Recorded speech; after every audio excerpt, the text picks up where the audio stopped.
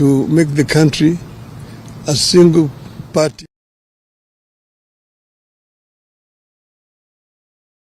A constitutional amendment which is known as Section 2A that made it illegal to form any other political party. So from 1982, it remained literally a single party dictatorship.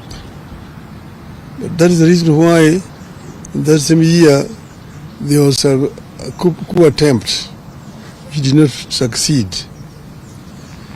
But before that, a number of Kenyans were arrested and taken to political detention. Most of them were lecturers at the University of Nairobi. Mukarunganga, people like Professor Katama Mukangi, Professor Willy Mutunga, Dr. Professor Yugi Akongo, quite a number of university lecturers were arrested and detained, and the others, Koigo Amwere, George Anyona, were taken to political detention. So this situation persisted. Some of us were arrested in that year, 1982, after the coup attempt, and taken to political detention. And we stayed there for 6 years. Then in 1988, KANU brought an amendment to his laws, saying that they were bringing what they called direct democracy, where there was a nomination process, where people were lining up behind the candidates. And then the returning officer would count the voters who had lined up behind the candidates. And whoever got the highest number of votes, if you got more than 50% in total, you automatically declared a member of parliament without having to go to the ballot. That process was abused.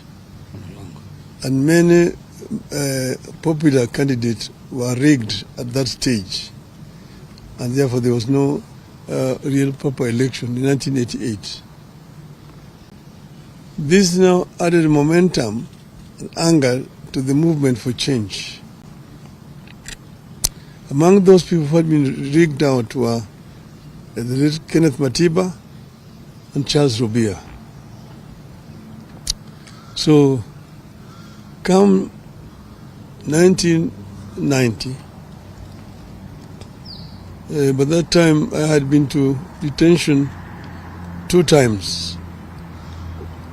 The 2 politicians, Kenneth Matiba and Charles Rubia, on the 2nd of May 1990, addressed a press conference in which they said that Kenya, the time had come for Kenya to become a multi-party. That Kenyans wanted a multi-party system of government. They were condemned seriously as being ethnic chauvinists. Gunnebo Safe Store Auto is an automated safe deposit locker system, providing 24/7 secure access to your valuables.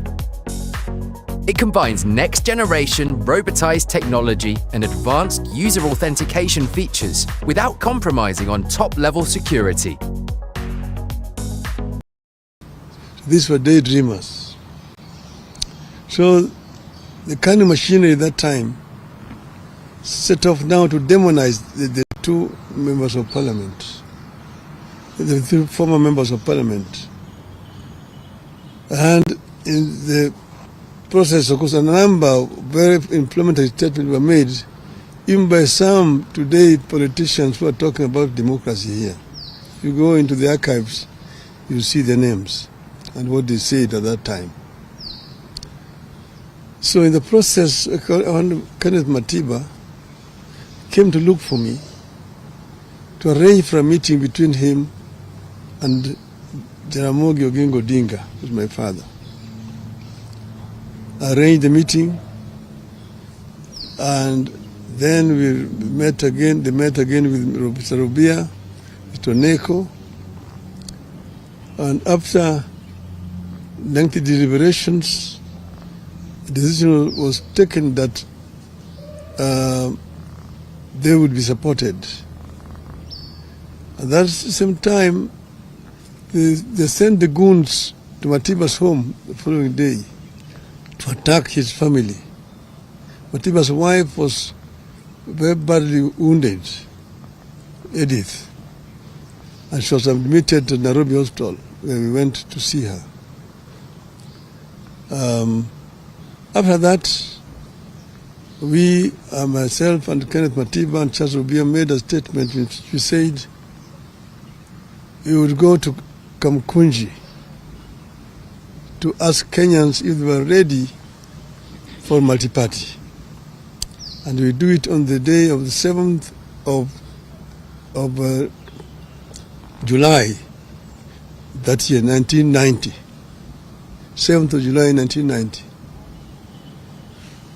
So after making that statement, we then now went on to mobilize for the meeting at Kamkunji. But then, of course, the police officers came to block us from meeting each other. They were stationed in my office at Ajib House, Matiba's office, up there on Koinange Street, and Rubia's office, and Paul Mitch's, and Gibson Kamau Korea's. On the 2nd of July, 1990, Matiba and Rubia were arrested and taken to detention. On the 4th of July, I was arrested and taken to detention. That same night, they arrested Gitobu Manyara, they arrested John Hamenwa, they arrested now Justice Mohammed Ibrahim. Paul Mwite went into hiding. Kamau Korea ran into American embassy and sought refuge.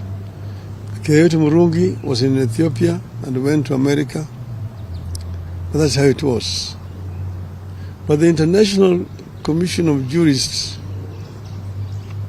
came up and made a very powerful lobby for the release of Hamenwa and Manyara, and they were released.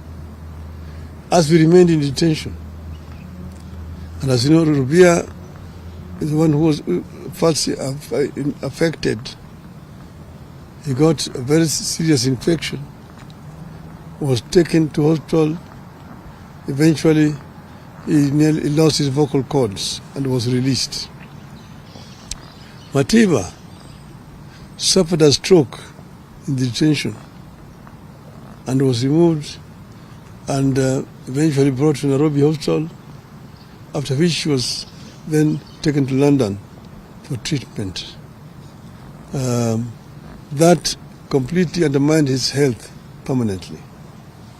And these two people eventually died because of not old age at that time, but because of the injuries they sustained while in detention.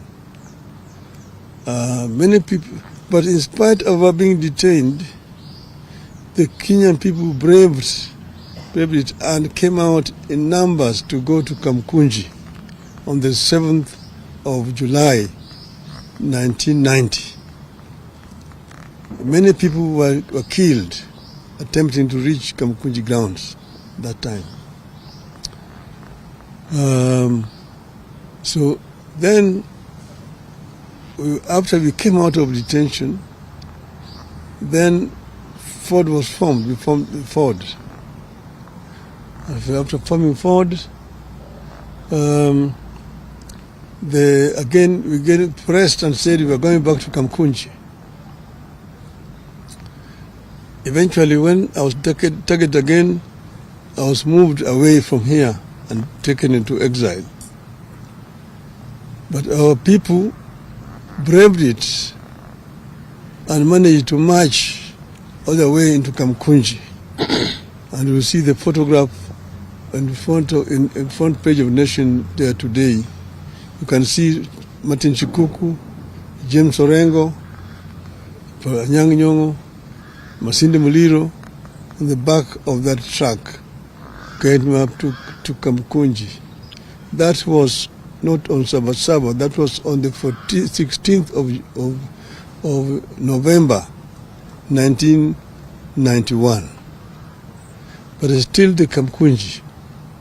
That's why Kamkunji is very historical for the second liberation of this country. And that's why we celebrate Saba Saba.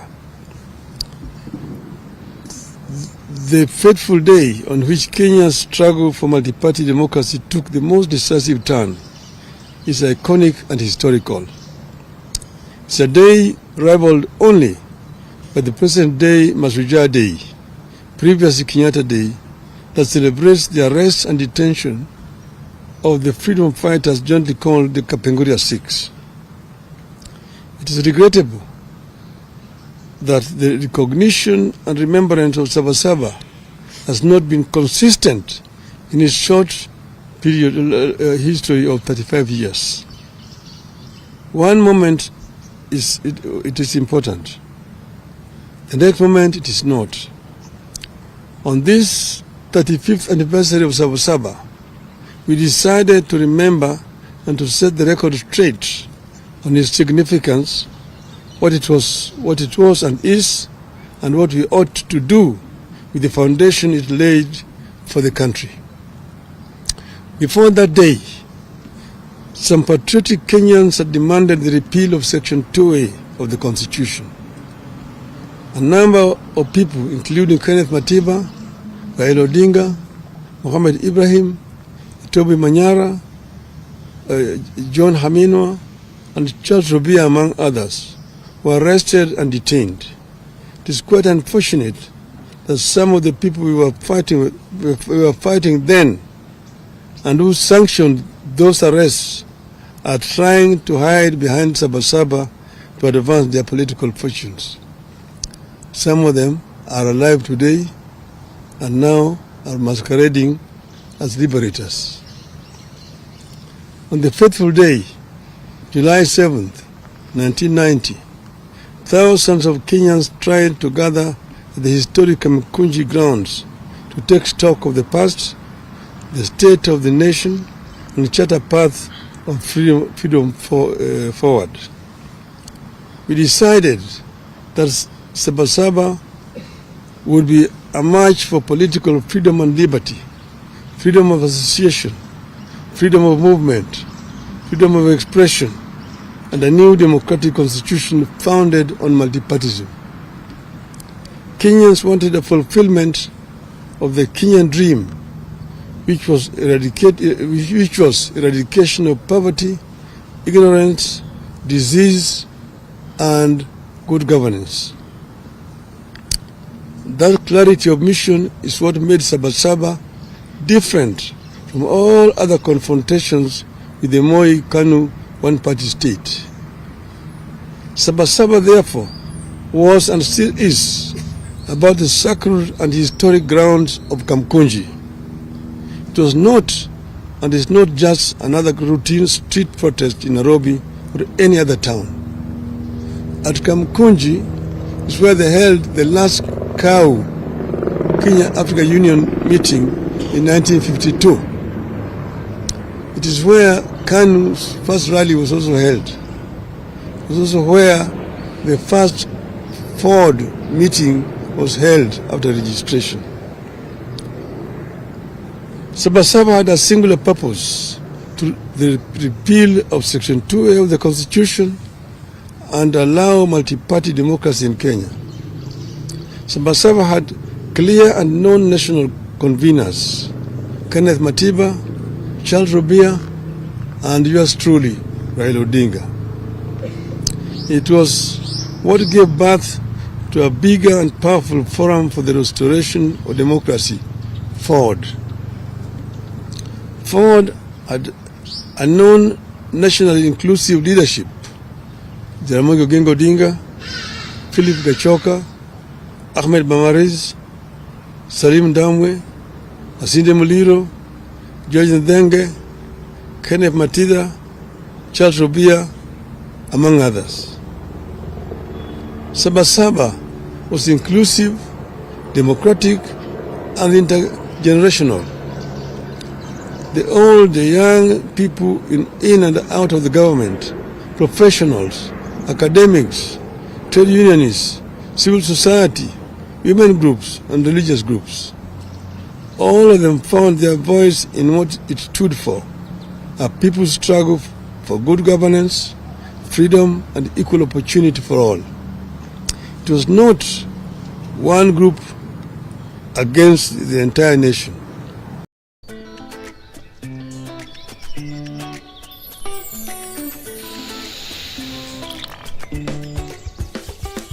Mom, we're getting late. Discover the new Venus Advanced Care Body Lotion, a revolutionary blend of serums and natural ingredients designed to transform your skin into a masterpiece of On December 2nd, 1991, President Moi capitulated. Section 2A of the Constitution was removed. Multipartyism was reinstated. We achieved our core aim, which was to return Kenya to multipartyism. Today, we have more parties than one could imagine then. That single amendment paved the way for the complete overhaul of the Constitution and the birth in 2010 of a new Constitution that came with provisions for fundamental freedoms and liberties that our citizens enjoy today. It is clear that many of the ideals espoused by the dreamers behind Saba Saba have become part of the national aspiration. We are a better nation because Saba Saba happened. We have a duty and a responsibility to honor the men and women who dared to dream and to turn out at a time of great peril to themselves and their families. 35 years later, the country is grappling with a new wave of unrest and political activism. The question we have to ask ourselves is, where do we go from here? Do we embrace chaos or a coming together of minds and country?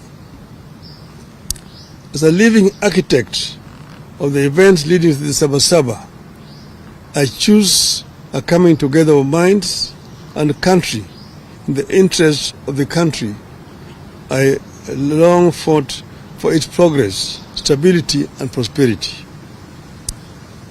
The most important struggle taking shape in our country today is the struggle for good governance, economic opportunity, and equality. The biggest challenge facing Kenya today and into the foreseeable future is how to expand economic opportunity and lift particularly young Kenyans out of poverty, exclusion, and unemployment. Kenyans are yearning for programs and leaders that prioritize economic inclusivity, social justice, and political freedom.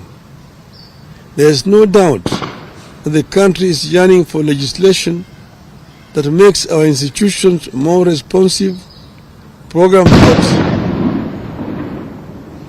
that ensure adequate funding for services that touch wananchi, changes that make our judiciary free, efficient and progressive, measures that make the executive more accountable and efficient. We must end impunity and corruption within our three arms of government. Our leaders must become modest, ethical, humble, and accountable. What is to be done? What is to be done? I propose an inclusive, intergenerational, national conclave to hear our people across all divides and come up with irreducible reforms and changes necessary to take the country forward. I propose that the country urgently returns to the agenda of comprehensive police reforms, focusing on enhancing accountability, transparency, and improving the police-to-people relationship. Your rogue police force that shoots people with impunity. And this is a force that we inherited from the colonialists. It has not been reformed to become a people's defender, a people's servant. I propose that the conclave I envisage comes up with better and sustainable ways for addressing transparency, accountability, and impunity, especially with regard to corruption, and ensuring that leaders are held accountable for their actions. I propose that the forum comes up with a comprehensive and sustainable strategy for addressing youth unemployment and expansion of opportunities for youth in the formal and informal sectors. Such a national conclave must have clear terms of reference and be populated and helmed by the most serious and sober minds in our nation. The proceeds of the national dialogue be subjected to a referendum. I rest my case. Thank you. Long live Kenya.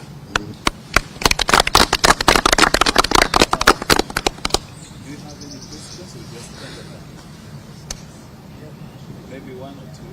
Say your name and the video. My name is Duncan Member. I work at the MTV.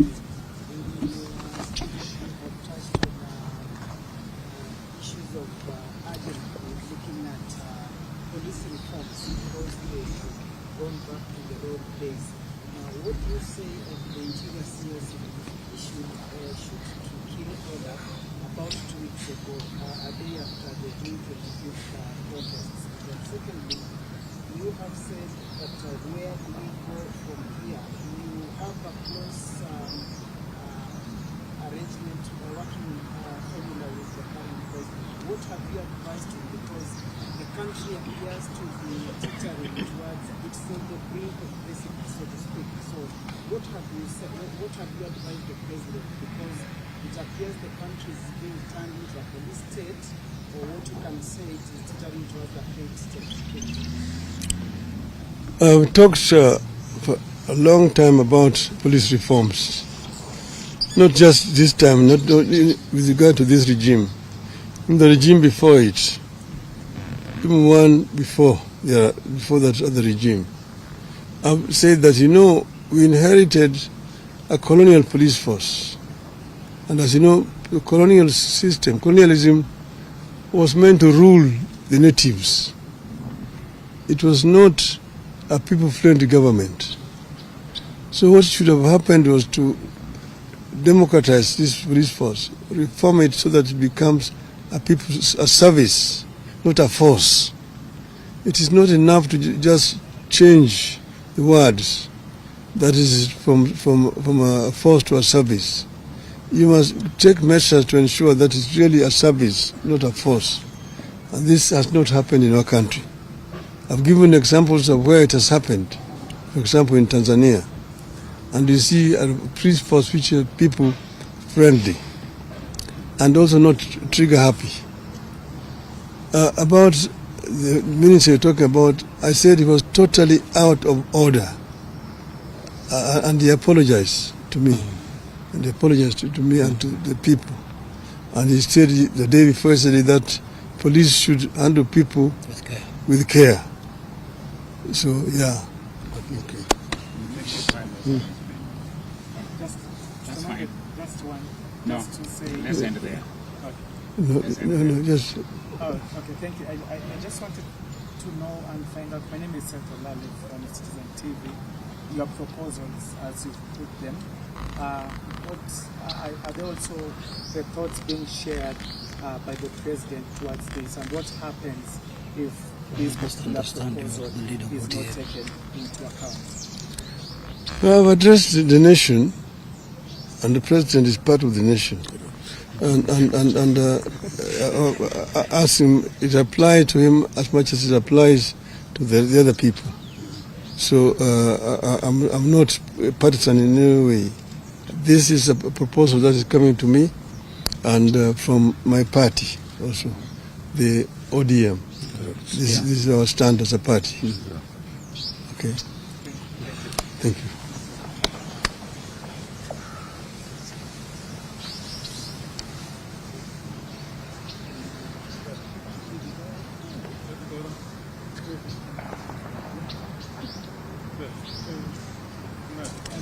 Jadi mongko